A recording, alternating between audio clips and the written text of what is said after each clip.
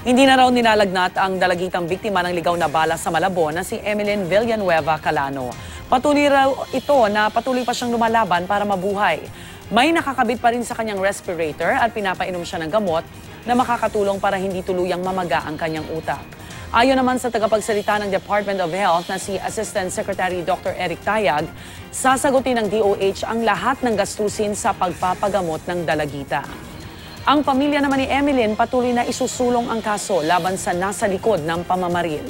Iginiit ni Tayag na bahagi ng pagdiriwang ng bagong taon o di kaya'y warning shot ang balang tumama sa biktima dahil mula po ito sa taas at pumasok sa bumbunan.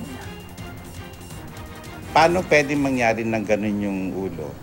Kung celebratory yon, usually nagpapaputok ng baril, revelry, hindi mo naman iuumang na gano'n. Pataas yun. Tama? So, what goes up must come down. So, celebratory yon na stray bullet. Or pwede namang crossfire siya kung yung gumagawa ng krimen nagpaputok ng warning shot.